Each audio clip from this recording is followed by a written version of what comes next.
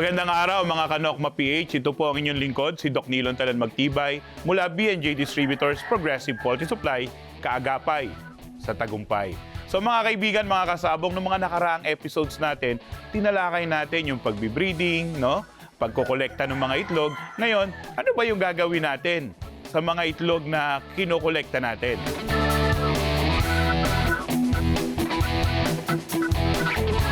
Kasi mga Kanokma PH, iba't iba yung estilo natin. Merong ini-stay natin ng 7 araw, yung iba gumagamit ng refrigerator, ang iba gumagamit ng chiller. So, importante na may mga kagamitan tayo kasi ang pagmamanok po kasi sa panahon ngayon, lalo pa na ang bilis ng pagbabago ng weather condition o yung panahon natin, init, malamig, iinit.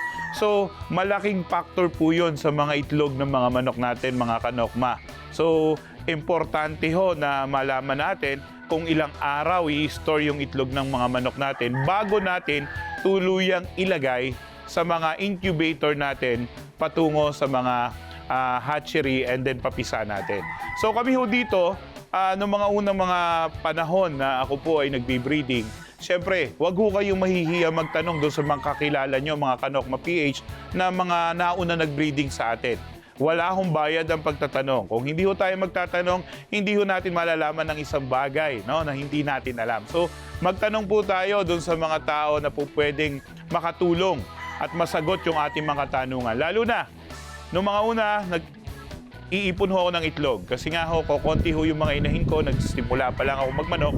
So, 5 days, 7 days, nag-load na ho kami. Nung mga unang panahon, naabot pa ng 10 days kasi nga kakaunti ho yung inahin. But, along the way ho, mga Kanokma PH, no, nag-iiba ho yung climate change na tinatawag natin.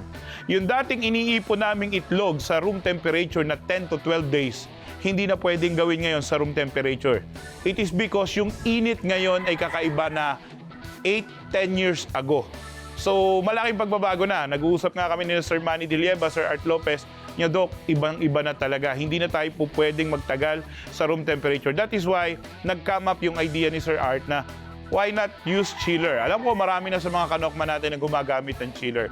But this time, not an ordinary chiller. Meron pong mga tinatawag nilang kinakalibrate yung temperatura ng chiller para dun sa mag-store ng tamang temperatura yung itlog natin na hindi mababago at mariretain natin yung fertility ng itlog. Yung 7 days naming storage ng itlog before, no, hindi na po pwede. Kaya nga ho, dati, ginagawa 10 days, ginawa namin, adjust namin ng 6 to 7 days and then load sa incubator. But kung kukunti ang inahin natin and we need to make them more or maghihintay tayo, kailangan natin ho, yung mga chiller na tinatawag natin. So kami, ito nga ho, this year, with Sir Art, Sir Jovian, and Sir Manny's help, no, yung mga kaibigan natin, Doc, mag-chiller ka na. Or maglagay ka, mag-store ka, or dabdagan mo yung inahin mo. That's the other option, magdugang ka or magdagdag ka ng inahin para maraming itlog para at the shortest time, makaproduce ka ng itlog na gusto mo. But if you have yung konti lang number ng inahin mo, talagang kailangan natin mag-ipon. And we need to wait until dumating sa gusto mo, sa aim mo, 100, 200, 500, or even 1,000 itlog. So yun ho. So yun ho yung mga options natin. But ako, this year, every 7 days ho ang ginagawa namin dito sa farm. But this coming breeding season, mag-ano din po ako ng chiller with the help of Sir Art, Sir Jovian, and Sir Manny Dilieva, Sir Art Lopez, na magkakalibrate ako. Kasi kailangan ko ng magpapisa ng maramihan at hindi maraming batches sa bawat buwan. Kasi mga Kanokma PH dati, local and national born lang. This time, merong early bird, merong local, merong national, merong late born. And some of the areas here in Luzon, Visayas, and Mindanao, meron pang very early bird. So imagine, napakahaba na ho ng breeding season. Almost, kung lahat bibreedingan mo yan, hindi ka na makakapahinga. Nagkukolekta kami ng itlog, ilalagay sa chiller. May tamang temperature, 12 to 14 degree centigrade, no? And then yung iba, room temperature, 35, 37, 35, no? So kailangan yan. Humidity, eto kita nyo, hindi naman ganun ka-humid kasi nga malamig naman siya. So, chiller, ilang days? Gawin natin 14 days or 18 days. Bago mag-21, yung the last 3 days, huwag mo nang ilagay. Paglabas sa chiller, 2. Yung iba, direkta galing chiller, pasok sa setter, sa incubator. Pero sabi nga ni Sir Art, you can stay it diyan lang muna, let it dry, air dry.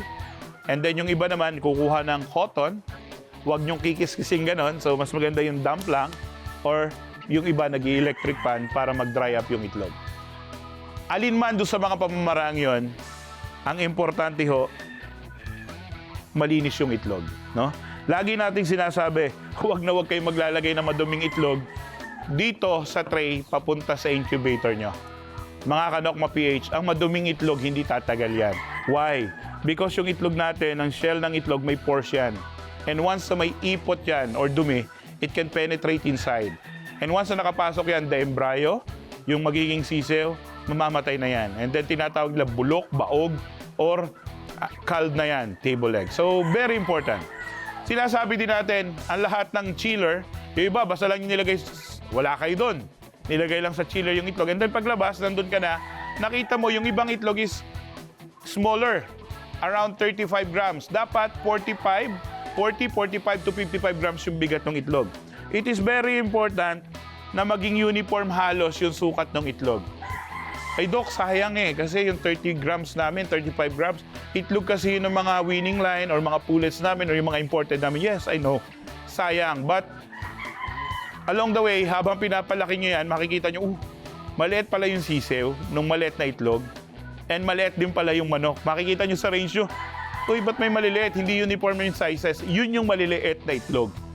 And to cut it short, bansot sila. So bansot, saan mo ilalaban ng bansot? So sayang, di ba?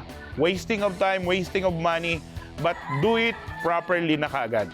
Importante po ito. Ito po, this is based on my experience and experiences of my mga good friends natin. Kaya nga huwag kayo mahihiya magtanong. Importante yung itlog, pag nilagay natin, lagi nasasabi, the pointed end is always sa baba and the blunt end sa ibabaw yan. Kasi ito may air cell yan, dyan humihinga yung embryo ng mga sisiw natin. Basically, yun ang ginagawa natin kapag nag-ano ng itlog. And ang paka-importante din, yung mga lugar na paglalagyan natin, i-disinfect natin yung area. Disinfection is always better, no? Than treating or maggamot tayo ng mga lugar natin. Yung viral site natin, we have viral site. It is a glutaraldehyde and ammonium compounds, which is pine scent. Mabango yung amoy, hindi siya masakit sa ilong. Therefore, hindi siya nakakasulasok sa respiratory system. Hindi siya nagkakaroon ng sakit or nagkakaroon ng respiratory problem yung manok natin. It is viral site. Okay? Pumapatay siya ng bacteria and other viruses na po pwedeng makadisgrasya ng mga manok natin. And so for now, mga kaibigan, mga kasabong, ito ho yung una nating pwedeng ibigay or i-share sa inyo na po pwede nating gawin habang tayo po ay kukuha ng itlog, ilang araw i-store yung itlog, ano yung mga dapat nating isalang-alang, yung sizes ng itlog, yung texture ng shell, no? Kailangan nating makita rin na maganda yung shell nila, matigas, no? Hindi corrugated, hindi irregular yung shape ng itlog ng mga manok natin. And always feed them, always pakainin natin ng maganda yung mga breeding materials natin. Use those feeds na talagang intended for breeding.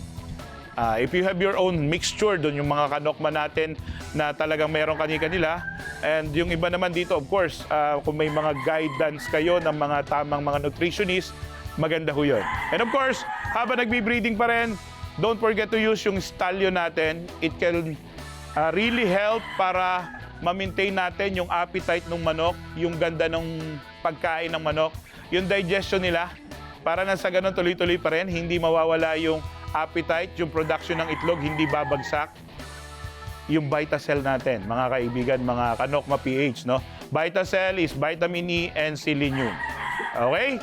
So mga kaibigan, mga Kanokma PH, isang magandang araw, mapagpalang araw sa inyo lahat. Muli po, mula dito sa Kanokma PH, ang inyong lingkod, si Doc Nilon Talan Magtibay, mula B&J Distributors, Progressive Poultry Supply, Kaagapay, sa Tagumpay.